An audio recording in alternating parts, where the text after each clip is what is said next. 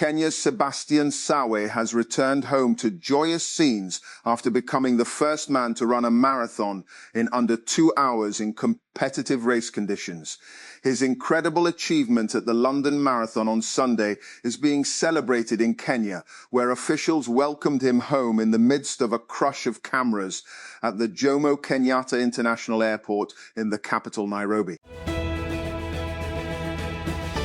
Oil prices jumped on Thursday in Asia after a report that the US military is set to brief President Donald Trump on new plans for potential action in the Iran war. US Central Command has prepared a plan for a wave of short and powerful strikes on Iran in a move aimed to break the deadlock in negotiations with Tehran, news site Axios reported. The BBC has contacted US Central Command and the White House for comment. And oil prices soared more than 6% on worries about prolonged supply disruption in the Strait of Hormuz and fears of a lengthy US siege of Iranian ports settling at their highest levels in weeks. And US crude settled up 6.95% at Wednesday, and $6.80, the international benchmark, was up 6.28% or $6.77 at $118. And a 3 after earlier touching its highest price since June 2022, the Reuters news agency reports.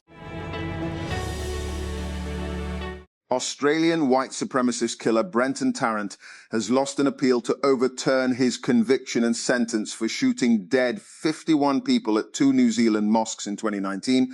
Court documents show New Zealand Court of Appeal denied Tarrant's that appeal on Thursday, ruling that his attempt to overturn his guilty plea for the country's deadliest mass shooting was utterly devoid of merit. The UAE's exit from OPEC is another sign of the major geopolitical shifts that are reshaping the global order. One of the organization's top producers, the UAE's decision seems largely influenced by the politics of oil. Yet, geopolitical calculations and intra-Gulf rivalries, specifically with Saudi Arabia, are also at play here. As per reports, the Emiratis were unhappy with the quotas placed by OPEC on members and wanted to pump as much crude as they desired. This was reflected in an Emirati government statement after the announcement of Abu Dhabi's exit, that the UAE had made greater sacrifices for the benefit of all. Pakistan investment story has rarely had a more promising tailwind. The macroeconomic stabilisation under the 37-month Extended Fund Facility, F, supplemented by the Resilience and Sustainability Facility, has been more decisive than most observers expected. The fiscal deficit has narrowed to 5.4% of GDP, with the primary surplus rising to a historic 2.4 PC in FY25. Reserves have nearly doubled to $14.5 billion. Inflation has fallen below 5 PC, and successive sovereign upgrades by Fitch, S&P and Moody's have followed. The geopolitical moment is unusually supportive. The sentiment in the international community in the non-traditional export-oriented sectors such as mining and digital and IT services is extremely encouraging. This has reset the tone in how Pakistan engages capital. Reko Diq achieved financial closure in 2025, a $7 billion project backed by International Finance Corporation, the Asian Development Bank and financiers from the US, Canada, Japan and Saudi Arabia. It is projected to deliver $2. 5 billion in annual exports from 2028. After a near 2-decade hiatus, the privatisation of PIA closed in December 2025. It is indeed a vote of confidence, and the precedent it sets for the DISCOs, electricity distribution companies, and other state-owned enterprises, SOEs, is more valuable than the transaction itself. It seems that Pakistan is positioning itself for an export-led takeoff. There is a specific kind of quiet that settles over a capital city when its ruling elite begins to realize that the ground beneath their feet is moving.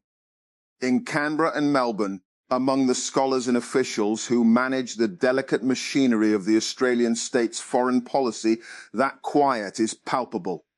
There is the hushed intensity of a room where the old maps no longer match the terrain. I am currently here meeting those tasked with studying and navigating these waters, and the sense one gets is unmistakable. Asia is undergoing a crucial transition. For decades, The regional order was built on two sturdy pillars: American security protection and American economic dynamism. Today, both pillars are trembling. The region is waking up to a world where it can no longer outsource its security to Washington or rely solely on the American consumer to drive its growth. Instead, it is being forced to find its own security architecture and cultivate its own sources of economic dynamism. United States prosecutors have brought charges against Mexico's Sinaloa State Governor Ruben Rocha Moya and 9 current and former officials, accusing them of links to the Sinaloa drug cartel in a move that could strain relations between the two countries. An indictment unsealed on Wednesday in New York alleges that Rocha Moya, 76, and 9 others worked with cartel leaders to move large quantities of narcotics into the U.S. in exchange for political support and bribes. Tech companies are racing to build out infrastructure that can further drive the automation boom. Now, Japanese multinational SoftBank reportedly plans to create a new company designed to automate the creation of that infrastructure. SoftBank is putting together a new business called Rose AI, the Financial Times originally reported. Rose would seek to make data center construction in the US more efficient, the Wall Street Journal reports. It would do that by, among other things, deploying autonomous robots to help build server farms. Speakers at discussion on Islamabad talks warn oil prices may go beyond $120 per barrel if war resumes. Tehran proposal on Hormuz reopening gains traction. Ex-envoy claims conflict described as non-contact war with global economic impact. Pakistan's role for world peace praised at UK-based Forum Lahore. Intense domestic political pressures in Washington and Tehran could stall a final peace deal. Speakers at a panel discussion warned on Wednesday, stressing that failure to reach an agreement might trigger a regional conflict and push global crude oil prices beyond $120 per barrel. Washington. U.S. Defense Secretary Pete Hegseth repeatedly clashed with Democratic lawmakers over the Iran conflict on Wednesday. In his first testimony to Congress since President Donald Trump launched the war more than 2 months ago, appearing before the House Armed Services Committee, Hegseth quickly struck a combative tone, saying in his opening remarks that the main challenge at this point is the defeatist words of Democrats and some Republicans. And on paper, the Judicial Commission of Pakistan, JCP meeting convened for April 28 was about a routine administrative matter.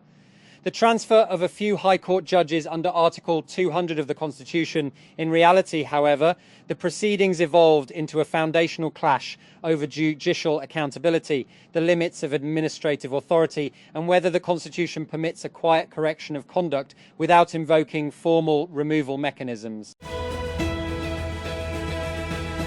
Insiders say move is part of wider internal review, not country-specific, as evidenced by UAE's decision to quit OPEC bloc.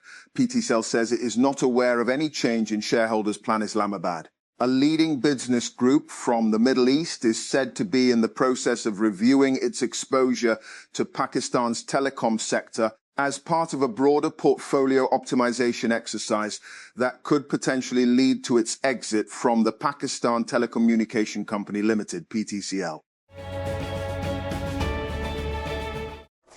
King Charles and Queen Camilla laid flowers at the September 11 memorial in New York in a somber moment during their state visit to the United States. It is the first time that the royal couple have been to the site, which remembers the nearly 3,000 people who lost their lives in the attacks of 25 years ago. A landmark royal commission into anti-Semitism called in the aftermath of the Bondi shooting has recommended that gun reforms be prioritized and policing arrangements for Jewish holidays extended to other Jewish festivals. The commission, Australia's most powerful form of public inquiry, was announced in January, 3 weeks after 2 gunmen opened fire at a Jewish event at Bondi Beach, killing 15 people. And Amazon was one of several tech giants that on Wednesday beat Wall Street's first quarter earnings expectations, offering more financial evidence that the AI boom continues to reward companies that supply the picks and shovels.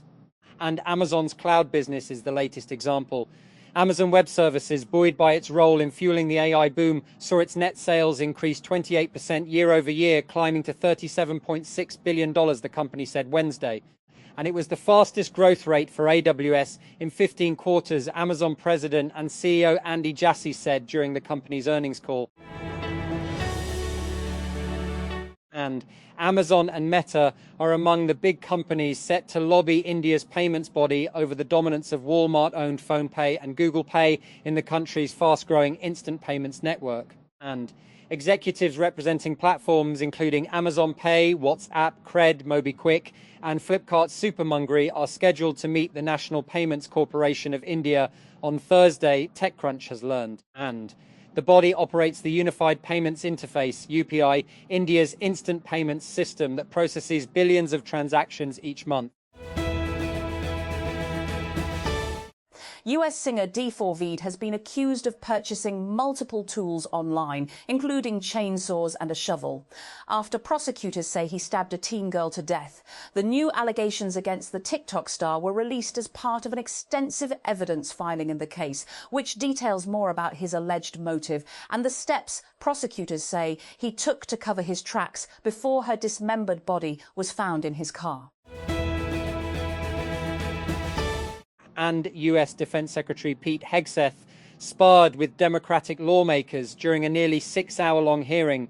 In his first time facing questions under oath since the start of the Iran war, Hegseth appeared before the House Armed Services Committee on Wednesday alongside Chairman of the Joint Chiefs of Staff, Jen Dan Kane, and the Defense Department's Chief Financial Officer, Jules Hurst. Microsoft CEO Satya Nadella was asked point-blank by a Wall Street analyst on Wednesday how its revised OpenAI partnership would impact Microsoft's financials. He said that the new agreement was a good deal for everyone. We feel good about our partnership with OpenAI. I'm always very focused on any partnership and ensuring that there's a win-win construct at all times. I mean, that's how you can remain good partners. When Meta released its quarterly earnings report on Wednesday evening, a colleague pointed out how Meta lost $4 billion on Reality Labs, the division responsible for its AR glasses, VR headsets, and VR software. I yawned at first. Meta losing $4 billion on Reality Labs just didn't seem surprising. It's a given. Reality Labs lost another $4 billion, and also the sky is blue. Elon Musk came to a California federal court on Wednesday to argue that Sam Altman and his co-founders stole a charity. He left having admitted under oath that Tesla is not currently pursuing artificial general intelligence, directly contradicting a tweet he'd posted just weeks earlier. It was that kind of day for Musk. And King Charles III and Queen Camilla continued Wednesday to highlight the enduring solidarity between the United States and the United Kingdom in a heartfelt handwritten message left at the 9/11 memorial in New York. We honour the memory of those who tragically lost their lives on 11th September 2001. The royals wrote on the note card attached to a bouquet of white flowers, "We stand in enduring solidarity with the American people in the face of profound loss." Canadian Prime Minister Mark Carney took office last year amid a flurry of aggressive actions by his country's southern neighbour. A recently sworn-in United States President Donald Trump slapped tariffs on Canadian exports and threatened to make the US neighbour the 51st state. The actions were particularly damning as Canada had deep trade and security ties with the US, not only sending nearly 80% of its exports to that market, but also often following lockstep on geopolitical policy and strategic moves. And Google Cloud, the business under parent company Alphabet that provides enterprise AI solutions, had a blowout first quarter, with revenues topping $20 billion for the time, a 63% increase from the same period last year. However, and Investors were concerned about the constraints surrounding the business and how Google decides to allocate cloud capacity. In the first quarter of 2026, and the company said its cloud growth was driven by strong performance in the Google Cloud Platform, which grew at a higher rate than the Google Cloud division's overall revenue growth. And the cloud division includes a variety of services like infrastructure, data analytics, AI, ML tools, and Google Workspace. Despite the lingering perception that no one really uses Copilot, Microsoft said Wednesday that its user base and engagement are growing for the AI tool that's baked into M365 apps like Word, Excel, and Outlook Email. M365 Copilot now has 20 million paid enterprise Copilot seats, Microsoft CEO Satya Nadella said during the company's quarterly earnings conference. More than 5 weeks after a humpback whale became stranded in shallow waters on the German coast, a barge has ferried the animal out of German waters en route to the North Sea. The final operation to save the whale is being closely followed across Germany after the failure of earlier attempts to lure it away from the coast. And Julian Alvarez's penalty secured Atletico Madrid a 1-1 draw against Arsenal in a nervy Champions League semi-final first leg clash. Victor Gyökeres sent the Premier League leaders ahead from the spot just before the interval on Wednesday after he was fouled, but Alvarez followed suit 10 minutes into the second half after Ben White's handball. Organisers of a humanitarian aid ship sailing towards Gaza to help break Israel's blockade say the vessel has been approached by apparent Israeli speedboats.